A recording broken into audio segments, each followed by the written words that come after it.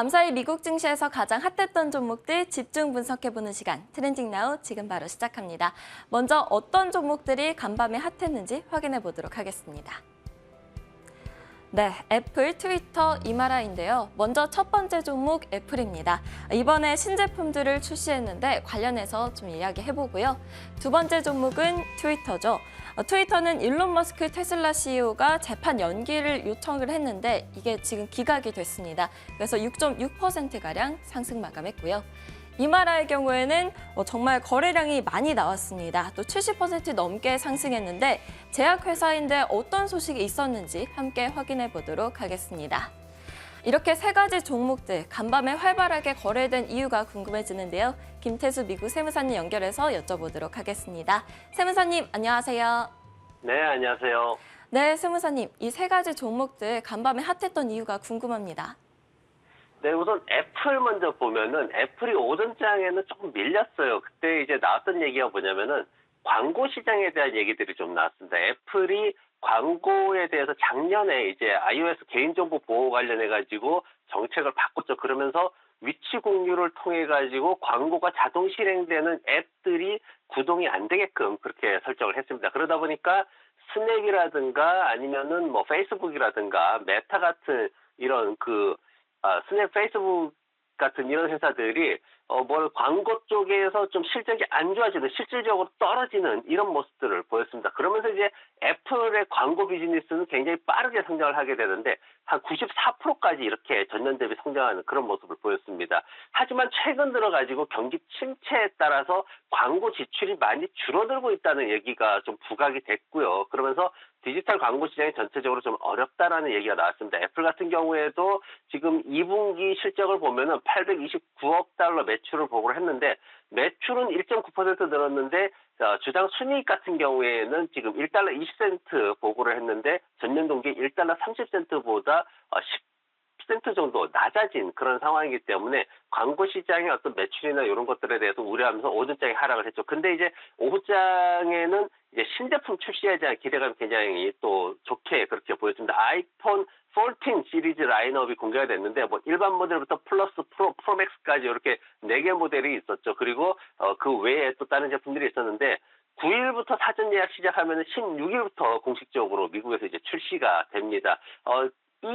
이심이라는 카드가 있는데 이게 이제 우리가 알고 있는 그 심카드 이제 칩을 이제 꽂았다 뺐다 하는 이 기능이 없어지고 이제 새로운 카드를 이제 심카드를 변경하지 않고 네트워크 간에 이제 자체 교체할 수 있는 이런 기능이 들어있는데 이 시장에서는 지금 이 기능에 대해서 상당히 매력적이다 이렇게 평가를 하면서 좀 주가를 상승시킨 모습을 보였고 그리고 특히 이제 위성전화 연결 기능이 들어가 있습니다. 이제 긴급 SOS 기능 이런 것들을 추진해가지고 제 네트워크가 안 될 때, 그러니까 4G라든가 뭐 이런 것들이 안 될 때, 그럴 때 위성을 통해 가지고 지금 애플이 인공위성 쏘아 올려가지고 위성 전화 이걸 사업을 만들려고 굉장히 노력 중인데 그런 어떤 전초 단계가 아닌가 그렇게 보여지고요. 에어팟 같은 경우에는 보면은 배터리 수명을 좀 늘리는 그런 모습이 있었고, 애플 워치 같은 경우에도 우리 TV 광고 보면은 자동차가 쭉 달리는데 이제 911에 전화하는 그런 목소리가 들립니다. 그렇듯이 이제 자동차 사고나 이런 것들에 대해서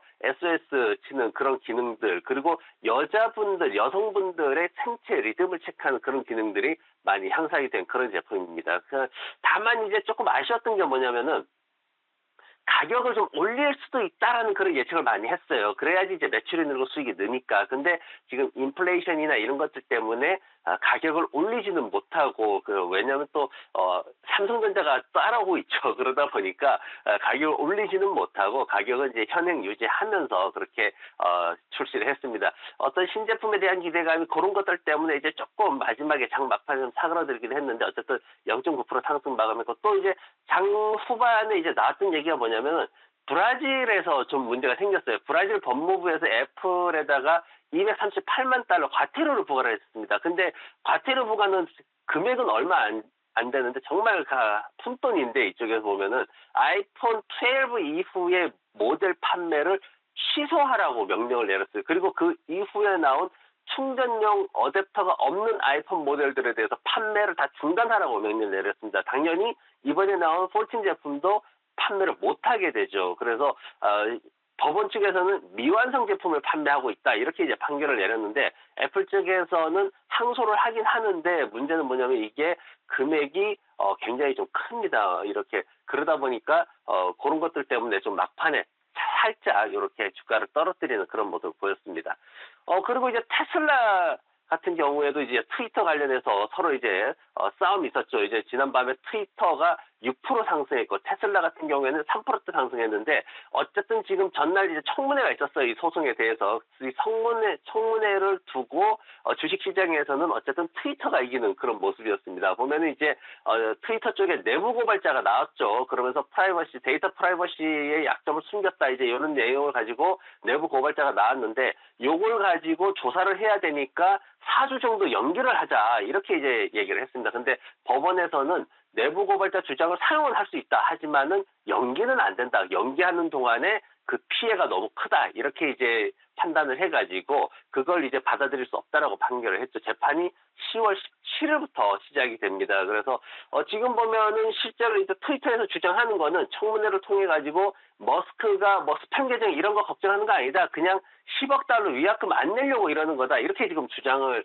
하고 있는 상황이고 그리고 반대로 이제 뭐 테슬라 같은 경우에는 최근에 이제 우프리스치에서 어제도 한번 말씀을 드렸는데 굉장히 좋은 그런 보고서를 내놨죠. 그러다 보니까 이제 그런 어떤 전기차 시장의 어떤 성장성에 대한 기대감 이런 것들도 생겼고 트위터 내부 고발자에 대한 어떤 향후 기대감 이런 것들도 생기면서 한 3% 정도 오르는 모습이었고 근데 이제 테슬라가 좀 문제가 생긴 게 또 하나 이제 애플도 또 브라질에서 문제가 생겼는데 테슬라도 지금 문제가 생긴 게 있습니다. 도지코인 관련해 가지고 2,580억 달러짜리 소송을 지금 당했어요. 지금 맨하탄 법원에 연방 법원에다 제출을 했는데 지금 뭐 트윗하고 10억 달러 위약금 이게 문제가 아니죠. 2,580억 달러나 되니까 이게 왜 그러냐면은 일론 머스크하고 테슬라가 회사 내부에다가 미디어 팀을 별도로 구성해가지고 도지코인을 가격을 끌어올리기 위해서 여러 가지 무슨 스페이스 X라든가 뭐 이런 것들 이제 언론 플레이하면서 도지코인 가격을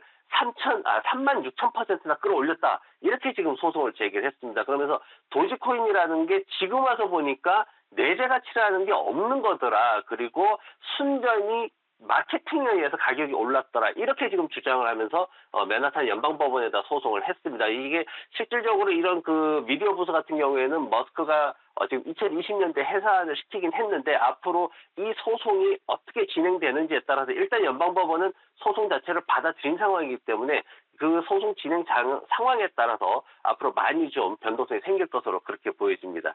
그리고 마지막으로 이머라 같은 경우에는 이제 헤모글로빈이라든가 아니면은 희귀 유전 질병 이런 것들, 어떤 혈액 관련 질병 이런 것들을 이제 치료제를 개발하고 있는 개발 단계의 회사입니다. 아직 이제 1상 들어가는 것도 있고요. 그리고 2상 들어가는 것도 있고 아직 3상까지는 가지를 못하는 그런 단계인데 최근에 이제 뭐 혈압병이라든가 적혈구병이라든가 아니면은 뭐 빈혈이라든가 이런 것들 관련해 가지고 토비논트린이라는 그런 이제 신약을 개발을 하고 있었는데 이상 시험을 시작을 했었어요, 봄에. 근데 이제 그게 결과가 나왔는데 이 이상 시험이 별다른 어떤 의미 있는 이점이 없다. 기존의 어떤 약들보다도 나은 게 없다. 이렇게 평가가 됐습니다. 근데 여기서 끝났으면 주가가 폭락을 했을 텐데 이 신약 개발하고 있던 거를 갖다가 카두리안 제약에다가 전부 매각을 하는데 매각 대금이 총 금액이 약 1억 달러 가까이 됩니다. 그러다 보니까 주가가 급등하는 모습이었고 사실 이마라 같은 경우에는 현금 유동성이 굉장히 좀 아슬아슬했어요. 올해 말까지는 연구개발비 충당이 되는데 내년부터는 연구개발비 충당이 좀 안 되는 쪽으로 그렇게 돼 있어서 다시 펀드를 모집을 해야 되는 그런 상황이었는데 기업의 입장에서는 현금이 1억 달러나 충당이 되면서 굉장히 새로운 변화를 가질 수 있기 때문에 주가가 급등하는 그런 모습을 보였습니다. 네, 애플, 트위터, 이마라 이 세 가지 종목들 분석해 주셨는데요. 이들 중 오늘의 관심주는 어떤 종목일까요?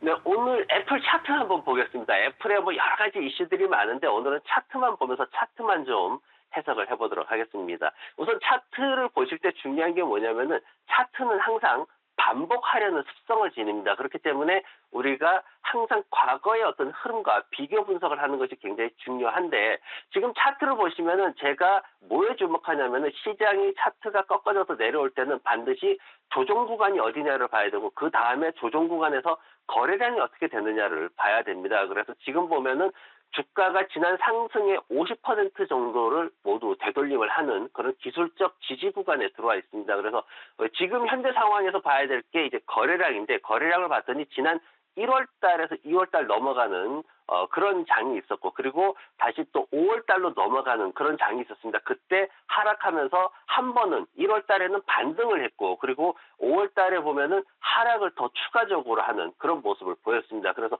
그때 거래량이 늘어나는 특성이 있는데 1월 달에는 급격하게 늘어나는 모습, 짧게 이렇게 급격하게 늘어나는 모습 보였고요. 그리고 5월 달에는 완만하게 늘어나는 그런 모습을 좀 보입니다. 그래서 지금 상황에서 보면은 이번 주에 154달러 지지 역할은 충분히 할 것으로 보여집니다. 그렇지만은 거래량이 1월 달처럼 늘어나면은 이런 상황들이 반전의 어떤 기회를 가져올 수도 있겠지만은 5월 달처럼 거래량이 이렇게 늘어나면은 추가적으로 하락하는 그런 모습이 나올 거고 152달러 아래에 보면은 매물대 굉장히 강하게 있는 거 보이실 겁니다. 그래서 152달러대에 있는 이 그 아래쪽에 있는 매물대 구간에서 손실을 회피하기 위해서 매도 물량들이 터져 나오기 때문에 여기에 대해서 우리가 좀 주의해야 되는 상황이고 볼린저 밴드를 보더라도 지금 확장 국면으로 상한선 하한선 모두 확장 국면으로 지금 추세 지속에 대한 그런 가능성이 높기 때문에 이런 부분들 유의하시면서 투자를 하시는 게 좋을 것 같습니다. 네, 오늘의 관심주로 애플 꼽아주셨는데요. 앞으로 좋은 흐름 이어갈 수 있을지 지켜보도록 하겠습니다. 지금까지 트렌딩 나우 김태수 미국 세무사님과 함께했습니다. 오늘도 좋은 말씀 감사합니다. 네, 고맙습니다.